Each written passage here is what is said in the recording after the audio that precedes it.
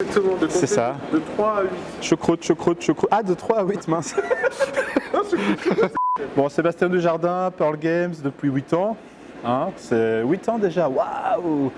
Et donc j'ai fondé la boîte il y a 8 ans. Je l'ai déjà dit 8 ans, mais on peut encore le dire, 8 ans, c'est important que les gens le sachent.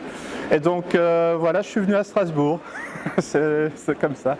Je vais être sérieux 2 minutes parce que Pearl Games faut être sérieux quand même. Comment m'est venue l'idée de créer Pearl Games? Comment être sérieux là-dessus? On a fait un jeu avec des potes qui s'appelle 3 et que vous vendez encore 8 ans après, c'est déjà un bel exploit. Et donc ça c'était avec Alain Orban et Xavier Georges, on est tous en Belgique, ça aide. Et l'idée m'est venue que j'avais pas envie de chercher un éditeur, c'est très chiant de chercher un éditeur, tous les auteurs te le diront. Et donc je me suis lancé tout seul. Voilà. Le truc bien avec 3, c'est que ça m'a permis de me lancer sérieusement dans l'édition, c'était pas trop l'idée initiale. Et comme on l'a vendu assez que pour vivre un an, ben je me suis dit allez j'en refais un dans un an et ça a été tourné. Pour le coup, on a repris un peu l'univers graphique de 3 pour se faciliter la tâche parce qu'à la fin, quand 3 est sorti, on n'avait pas du tout rien pour le prochain. Donc on a fait tourner en un an en se simplifiant la tâche en se disant on garde l'univers de 3. Et en plus, j'avais envie de faire sur ma ville natale. Le troisième, oh mais c'est dur ça, le troisième, Jinkopolis de Xavier Georges. Là, on reste toujours dans les 3 auteurs de base, quoi, hein. On ne sort pas de notre petite cave. Le quatrième, Bruxelles, on reste en Belgique, hein, on grandit un peu, c'est avec Etienne Espreman, qui a été Asdor Jeux Expert. C'est pas comme ça qu'on dit, mais voilà. Tu veux le cinquième maintenant? Deus, voilà, je l'ai fait tout seul. Il m'a fallu 5 ans pour faire un jeu tout seul. Le sixième, c'était un bon jeu, très très bon jeu. Ouais, c'était bien. L'Auberge Sanglante, qui a bien marché. Le septième, c'est Otis avec Libellude. Et le huitième, on va en parler un peu après, hein, Solenia. Moi je l'appelle familial, mais on m'engueule, on dit c'est pas vraiment familial, alors tu sais on met des plus, des moins, tout ça, j'aime pas non plus. Donc je dis que c'est un jeu stratégique familial.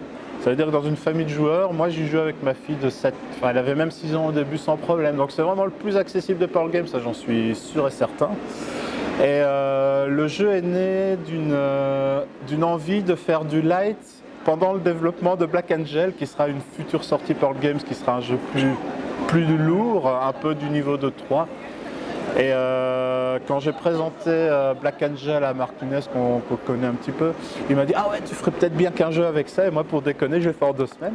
Et j'ai trouvé ça génial, donc on l'édite. Avant Black Angel, c'est là que ça devient compliqué. Donc Solenia, c'est bien le prochain. Je répète, Solenia, c'est bien le prochain. Enfin, pas pour ceux qui sont en 2026. Et donc c'est un jeu plus light, d'exploration. Enfin, un jeu light a souvent... est réduit au niveau des règles, mais aussi parfois de l'univers. Donc on explore, mais en posant simplement des cartes. C'est un jeu de gestion d'une main de cartes. Et en fait, il a pris de Black Angel le système de défilement des planètes. Dans Black Angel, on a un vaisseau en plein milieu d'un plateau constitué de bandelettes. Et parfois, il avance, et on prend la bandelette qui est derrière, on la retourne et on la met devant. Et j'avais envie de faire un jeu de collecte de ressources avec ce système-là. Et là où j'étais vraiment heureux, c'est quand on a fait apparaître le système jour-nuit. J'ai dit on prend une tuile, on la retourne, on la met là-bas, je crois que je l'ai joué. Et bien il y a un côté jour, un côté nuit, ce qui permet un défilement. On va voir visuellement le jour, puis la nuit, puis le jour, puis la nuit. Et dans Solenia, qui est une planète, c'est le nom d'une planète, le cycle du jour et de la nuit est figé. Ça veut dire qu'il fait toujours nuit et il fait toujours jour. Ça existe, hein, il y a des planètes, on y vit très, très mal, et il y a des couillons qui ont décidé sur Solenia d'y vivre. Et en fait, ça marche plutôt bien grâce à nous, parce qu'on est à bord d'un dirigeable et on parcourt la planète pour livrer aux habitants de la journée les ressources de la nuit, et aux habitants du jour les ressources du... Non, j'ai déjà dit ça, mais c'est l'inverse. Voilà. Et on a un petit jeu de gestion, on a 16 cartes en main. À son tour, on joue une carte, et on fait ça 16 fois. Voilà. Et le truc rigolo qui va buzzer à mort, c'est qu'il y a des trous dans les cartes. Voilà, c'est con, mais c'est des cartes à trous. On n'a pas trouvé beaucoup de jeux avec des trous. Et c'est rigolo parce que sur la carte, on voit des gens qui conduisent un petit aéronef miniature. Et il y a le hublot, c'est le trou. Et quand on pose la carte, on voit quelles ressources on va gagner. Et donc mécaniquement, c'est aussi simple de ça. Je mets un 2, je gagne 2 blés. Je mets un 3, je gagne 3. Il n'y a pas de 3. Il n'y a pas de 3, je suis bête, moi. Je mets un 1, je gagne 1. Et je mets un 0, je gagne rien. Sauf que je fais avancer le vaisseau. Et si vous m'avez suivi, mais là ça devient quand même plus compliqué, même si c'est un jeu très familial, je vous assure.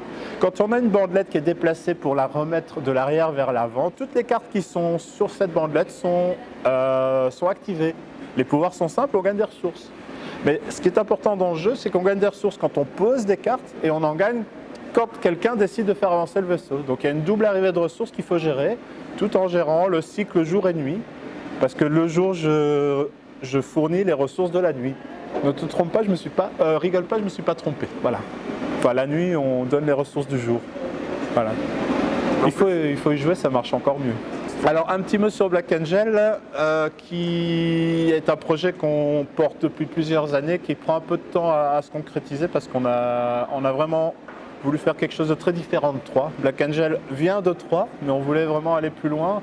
Et du coup, à chaque fois qu'on faisait des choses trop proches, on était embêté. Quand on s'éloignait, ça marchait plus. Enfin, il fallait trouver le juste équilibre. On a un peu galéré sur celui-là. D'habitude, je fais mes jeux en un an. Là, ça fait 4 ans. 5, ça fera 5 ans. Donc voilà. Mais c'est pas grave, le résultat est à la hauteur. C'est sans doute pour ça que ça nous a pris du temps.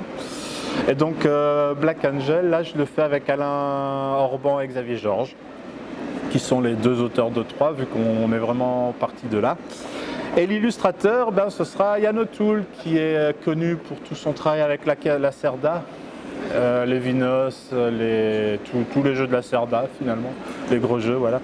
Et qui nous a fait un truc de malade, on a tout reçu déjà, le jeu est quasi prêt. Et donc on peut se lancer dans les figurines, tout ça. Il n'y en a pas beaucoup, mais moi ça me fait peur, oh là là, des figurines. J'aime tant mes cubes.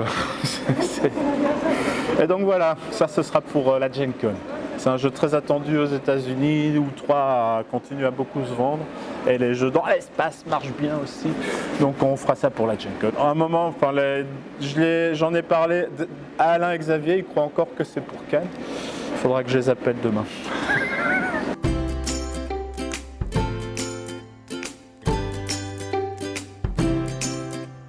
Je m'en veux, j'ai pas parlé de Vincent Dutré.